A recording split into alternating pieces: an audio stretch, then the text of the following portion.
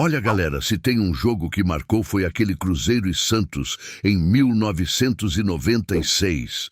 Quem estava lá sabe a loucura que foi. Alberto Rodrigues conta tudo. O clima no Mineirão, a pressão da torcida, aquele gol inesquecível que levou todo mundo ao delírio. Um jogaço que para muitos é até hoje um dos maiores capítulos da história do Cruzeiro. Se você curte essas histórias de bastidores, se inscreve aqui no canal para não perder nada e ativa o sininho.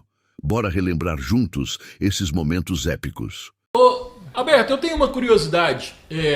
A gente falou aqui das narrações históricas, tá? Mas eu tenho uma curiosidade de saber quem esteve em loco. Ainda mais você trabalhando nessa partida, que foram as duas partidas do Cruzeiro contra o Santos em 66, que é, na minha opinião, o grande momento da história do Cruzeiro.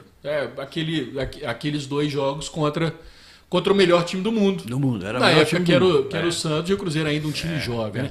E até fica aqui também como uma grande homenagem ao Dirceu, que hoje faz aniversário. Beijão de novo. Como foi aquilo? Como foi viver aquilo? Aquilo foi uma coisa extraordinária. A gente era bem mais jovem, né?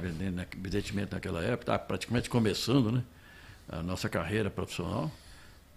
Era um troço assim... Ninguém esperava uma coisa dessa, né? Evidentemente que o Cruzeiro estava preparando aquele time, né? Já tinha preparado aquele time para a inauguração do Mineirão. O Cruzeiro fez um time já esperando o Mineirão, que foi a redenção do futebol Mineirão. Então foi um negócio assim, não dá para falar por que aconteceu isso aí, por que o Cruzeiro jogou tão bem assim para meter 6-2 no Santos, no Mineirão, com Pelé e tudo, com aquele Gilmar, todos os grandes jogadores, era o maior time do mundo naquela época, não tinha outro time.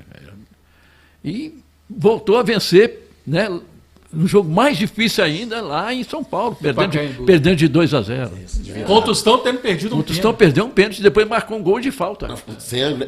Tem uma história que...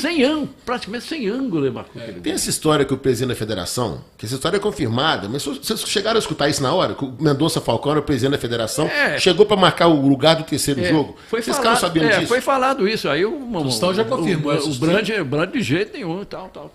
Isso na hora chegou na cabine ou foi só depois? Parece que esse de São Paulo eu não fui. Eu fiz só de Belo Horizonte. São Paulo estava o Jairo. Então, chegou na imprensa estava falando naquela época. Favas contadas, né? Não, vamos... Já vamos acertar onde que vai ser o jogo. Já estavam falando que era para ser no Maracanã. Mas foi sensacional. Aquilo a gente fica... Aquilo está na cabeça da gente até hoje, na mente da gente até hoje, né? Esses grandes jogadores, Raul, Pedro Paulo, Procópio. Ei, já se inscreveu no canal? Tá esperando o quê? Clica aí e não esquece de deixar seu comentário. Quero saber o que você tá achando. William, Vavá, né? Neco... Piazza, Dirceu, Zé Carlos, Tostão, Evaldo. Hilton Oliveira, Evaldo. Nossa Senhora, era uma máquina extraordinária, né? Só, Alberto, eu tenho uma pergunta para o senhor, que a gente sempre fala de inspirações. Aqui hoje foi um programa que a gente sempre citou isso, né? De que são pessoas que se inspiram no senhor. Quem foi a inspiração do senhor no rádio? Quem o senhor escutava que falava assim, nossa, eu quero ser igual, eu quero fazer igual? Quem eram as inspirações para o senhor começar a jogar futebol de botão narrando? Naquela época, por exemplo, nós estávamos em Araxá, era muito difícil você escutar uma rádio de Belo Horizonte. Ia lá em Confidência no finalzinho, Itatiaia já não existia ainda, né? E a gente escutava muito rádio do Rio e São Paulo. Naquela época, por exemplo, São Paulo tinha o Pedro Luiz, Fiore Gigliotti, que para mim foram os maiores narradores de todos os tempos no rádio. Olha o tempo que o tempo tem. Era Fiore Gigliotti. O Pedro Luiz, então, eu gostava demais ele não era um narrador, os narradores não eram os narradores exagerados, como a gente vê até hoje, em alguma oportunidade, gritando, não. Era o palavreado que eles colocavam no gol. É um negócio sensacional. O Pedro Luiz, inclusive, eu me inspirei muito no Pedro Luiz e no Fiore Gigliotti. Quando era rapazinho, jogando botão, não sei o que, aquela coisa toda, né? Era fã. E ele foi meu comentarista na Copa do México. Pedro Luiz. Pedro Luiz. Foi meu comentarista na Copa do México. 70 ou 86? Aquela de 86, né? 86. 86. Ele tinha saído da rádio, acho que não sei se era a Rádio Tupi, não sei o quê, e estava como comentarista.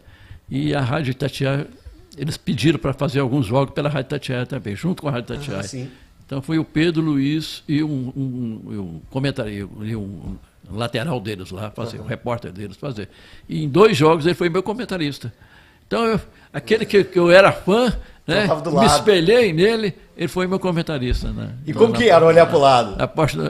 Eu falei que eu abraçava, eu contei história para ele. Então o senhor sabe o que nós estamos sentindo agora. É isso. É bacana. Fiore também conversava muito com ele, né? Quando a gente narrava jogos lá em São Paulo. Né? Tanta gente comenta sobre o Fiore. Por que ele tinha esse charme?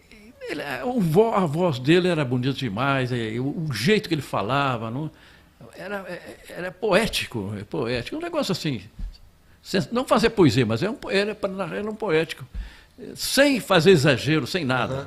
Entendeu?